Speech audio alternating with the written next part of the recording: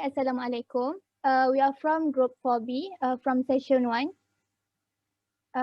So the question for our today's presentation is discuss the history of the abolishment of Takaful Act 1984 and the introduction of Islamic Financial Services Act in Takaful law. These are the members of our group, which consists of Nazatul Husna, me, Nur Hanani, Nur Wahidah Kamilah, and Nur Faqihah. And these are the contents of our today's presentation. First of all, Takaful is one of the risk management methods to minimize the suffering suffered by the people who subscribe to the Takaful policy. The word Takaful is derived from an Arabic word, which is kafala, which means guaranteeing each other. Through this Islamic insurance, the losses incurred by any of the participants will be borne jointly by the members of the group of participants through the mutual fund that are donated by the members of the group. In Islam, any investment or insurance that contain prohibited elements such as riba, gharar, and maisir is not allowed and will not be valid. So, Takaful insurance is created to prevent Muslims from being involved with those elements that is clearly not allowed in Islam. Also, in Islamic insurance, the concept is based on mutual cooperation and the concept of tabarruk to help each other in the event of losses or damages that may happen to a participant. This concept is derived from Surah Al-Ma'idah verse 2, in which Allah encouraged that every human should cooperate with one another to lead a more comfortable life and during difficulties. The original concept of takaful comes from the practice of tribal Arabs during the time of the Prophet, which is Al-Aqilah. According to this concept, the killer's family shall pay the blood money as compensation to the victim's family.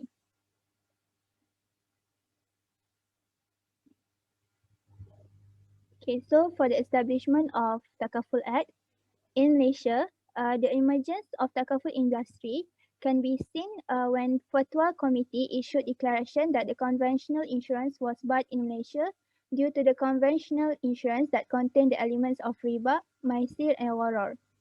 So, only insurance that complies with Sharia concepts are allowable in Malaysia. Then, special task force was initiated to study the potential of Islamic insurance company in Malaysia. Takaful Act then was established to regulate Islamic insurance in Malaysia, and in August 1985, Syarikat Takaful Malaysia Berhad had been commenced and became the first Takaful operator company in Malaysia. Due to the establishment of Syarikat Takaful Malaysia Berhad, many Takaful companies have been established as a result to the achievement of Takaful business in Malaysia. Nonetheless, the government then decided to abolish Takaful Act due to some lacking and lacuna contained in the provisions. Not only that, the provisions also not comprehensive and not a standalone act because it still relied on other statutes such as Companies Act, Insurance Act, Contracts Act, Cooperative Societies Act, and Cooperative Societies Act. And it still was being inconsistent with all the statutes. Lastly, Takaful Act was deemed to be impaired in the first place because it only contained regulatory provisions and not statutory in nature. Next, I'll pass to the next presenter. Thank you, Nur Hanani. My name is Nazatul Husna. I will be talking about the law of the abolishment of Takaful Act 1984. So after the abolishment of Takaful Act, the act that replaced Takaful Act is IFSA, Islamic Financial Services Act 2013. So this act actually contains 18 parts with 291 sections and 16 schedules. So the aim of IFSA is that it aims to provide for the regulations and the supervision of Islamic financial institutions, payment systems, and other relevant entities. And another aim of IFSA is that it oversights of the Islamic money market and Islamic foreign exchange market to promote financial stability and compliance with Sharia and for related consequential or other incidental matters. So what are some of the impact or changes that was brought by IFSA 2013? So firstly, IFSA 2013 provides the statutory duty for the Islamic financial institutions to be Sharia compliant. This duty was stated under Section 27 until Section 29 of the IFSA. So, as we all know, although it was named Islamic financial institution, but then there was no actually a statutory duty for them to be in Sharia compliance. So, when IFSA brought this duty, if the Islamic financial institution did not comply to be Sharia compliance, they will face some repercussions such as imprisonment and even fine. The second changes that was brought by IFSA is that offers the it offers it it calls for the Islamic institutions to be audited in order to see their Sharia compliance towards that duty. So this was stated under Section 37 of IFSA, whereby the Islamic financial institutions need to be audited in order to ensure that it is Sharia compliance. The third changes that was brought by IFSA was that uh it gives the existence of Sharia committee, where it was stated under Section 30 of the IFSA. The Sharia committee was a group of people that were in the respective Islamic financial institution, whereby their duty is to advise the institution in order to operate their business in Sharia compliance manner. But then the committee cannot be merely any people. They must be they are people who are licensed and they are qualified to become Sharia committee in that Islamic financial institutions. So why IFSA 2013?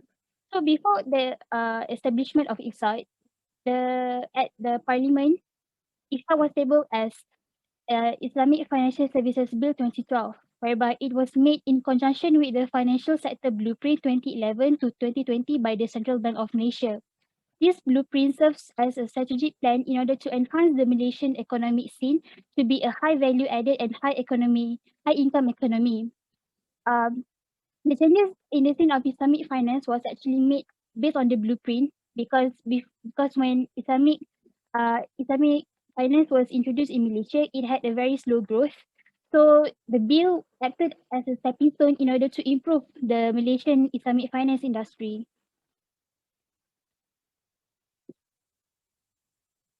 The aim of the bill is that first, it aims to provide a more concrete regulations and legal regime in order to improve the development of Islamic finance. Second, the bill also aims to promote financial stability that is in line with Sharia principles from various Islamic financial institutions. And it also aims to give way for the Central Bank of Malaysia in order to promote safety and soundness of Islamic financial institutions in order to have more integrity and to have a more orderly functioning of the Islamic money market and Islamic foreign exchange market. So what are some of the enhancement that was made in IFSA towards Takaful industry? Um, so the first enhancement was that the Takaful operators now need to separate the funds between the participants fund as well as the shareholders fund, where it was stated under Section 91 of the IFSA, where Section 91 says that the Takaful operators need to maintain and establish two separate funds, participant fund as well as shareholders fund. So what are the impact of separating these two funds? The impact was that the Takaful operator now need to render much more proper accounts of the funds that they are maintaining because they need to avoid mixture between the funds. So when they render more proper accounts, this actually promote financial integrity within their service and they are also able to practice more professionalism in their duty. The second changes that was brought was that the Takaful operators now need to ensure that their operations are in compliance with Sharia, which was earlier stated in Section 28. Um, although Takaful, as we know, must be must not contain any prohibited element, but then there was actually no statutory duty to do as such. So with the existence of Section 28, it would now really ensure that the Takaful operators need to really ensure that their business does not contain any prohibited element, which would then impact the confidence of the people towards Takaful. Thirdly, the changes is that the Takaful operator are now registered as a public company. Previously in Takaful Act, they were only Takaful operators. Takaful company was a private company, but because of Section 128 of the IFSA, The Takaful operators are not able to form a business entity because they are now registered as a public company. So what are the impact of registering Takaful operators as public company? It actually helps the Takaful operators to have shareholders in their business because by having shareholders, they can transfer their share and have share capital, which is only able to be done by a public company. So this incorporation also enable the Takaful operators to have more control of their funds and they have more business presence in the industry. So I will now pass the presentation to the next presenter. Uh, Thank you, Husna. So my name is Nur Kamilah, and I will now present the differences. Okay, so we use 6 indicators to show the major changes between the Takaful Act 1984 and also Islamic Financial Services Act 2013. So the first difference is from the definition itself. Section 2 of the Takaful Act stated that Takaful is a scheme based on brotherhood, solidarity, and mutual assistance, which provides for mutual financial aid and assistance to the participants in case of need, whereby the participants mutually agree to contribute for that purpose.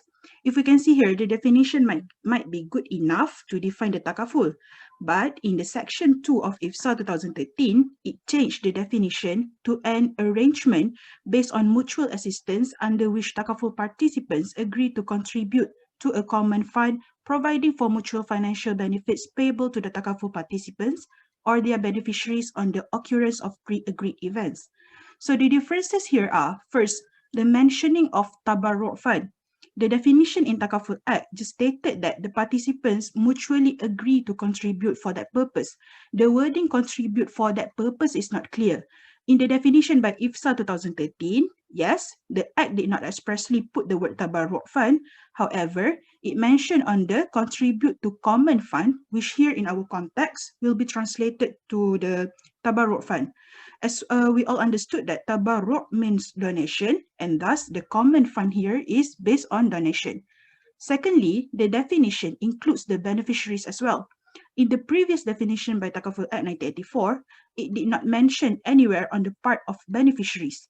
It just mentioned that the mutual financial aid and assistance to the participants in case of need. Of course, in reality, we know that the beneficiaries will get the benefits in case where the participants die. But the definition in IFSA 2013 includes the word beneficiaries expressly so that it will be clear that the benefits will also go to the beneficiaries. So thirdly, if we notice that the previous definition mentioned to provide for mutual financial aid and assistance to the participant in case of need. Again, the sentence of in case of need here is not clear and might be confusing. The definition in IFSA 2013 changed it on the occurrence of pre-agreed events, which can be understood as the contract of the Takaful itself, whether in what event or damage or loss that can be indemnified by the Takaful operator. So for the second difference is that the license on the Takaful business. The Takaful Act 1984 give the permission for the Takaful operator to carry out the business of family Takaful and also the general Takaful together under the same company, which can be seen in the section 4 clause 2 clause A of the Takaful Act. So this section stated that the Takaful operator can carry out the business either general Takaful or family Takaful or both of the business provided that it must be registered under the Act. But then, after the enforcement of IFSA 2013, the license need to be separate into two, which means the license will be single license for the business. So we can see this in section 16 clause 1, where a licensed Takaful operator, other than a licensed professional Takaful operator, shall not carry on both family Takaful business and general Takaful business. So to show the seriousness of this new provision, it also contains punishment for those who fail to follow section 16 clause 1, which can resulting to imprisonment for a term not exceeding 8 years or to fine not exceeding 25 million or both.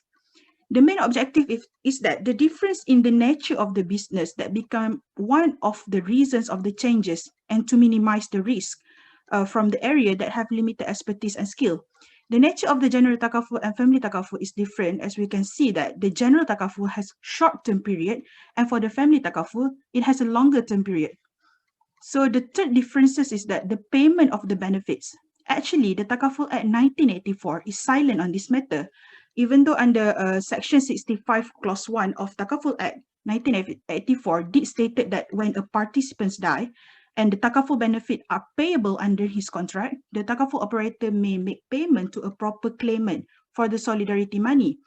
But still, it is up to the participant and also the Takaful operator mutual agreement. However, in IFSA 2013, Schedule 10 under Clause 4, Clause A, Clause 1 and Clause 2 specifically detailed the way of the payment of the benefits, whereby the Takaful operator need to display in the form that the participants may assign the benefit to the beneficiary under conditional hibah or make the nominee to receive the benefits as an executor. But still, the participant can choose either or neither of the options, since in the Clause 8, Clause 1 under the Schedule 10 stated that if the participants die without any nomination for the Takaful benefits, the Takaful operator is obliged to pay the Takaful benefits to the lawful executor or the administrator of the participants' estate. To understand more on this matter, the next presentation on the proper claimant will further elaborate. So I will now pass to next presenter. Thank you. Thank you, Wahidah. So for the next differences is proper claimant, where the meaning of proper claimant was defined in Takaful Act, where in Section 65(4) stated that the proper claimant is a person who claims to be entitled to the Takaful benefits as executor of the deceased, or who claims to be entitled to such benefits under the relevant law.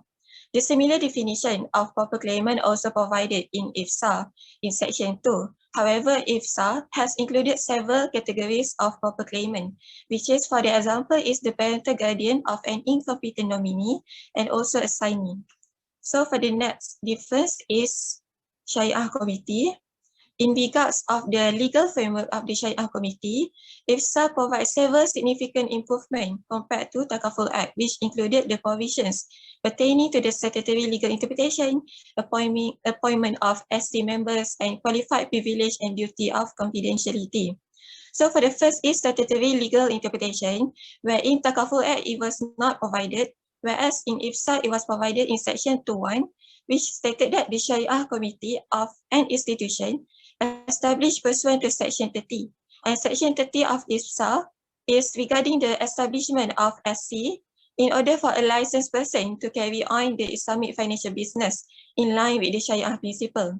Second is the appointment of SC members, where previously in Takaful Act, the appointment of SC members only must be approved by the Central Bank of Malaysia.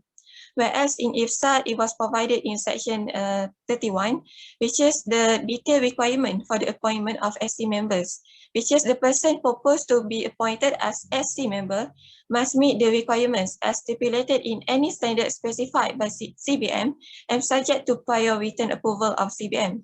And for the qualified privilege and duty of confidentiality, in Takaful Act, it was not provided, but in IFSA, it was provided in Section 36A, which is the member of the SC member shall not be liable in discharging their duties for a breach of a duty of confidentiality, provided that such acts were done or made in good faith.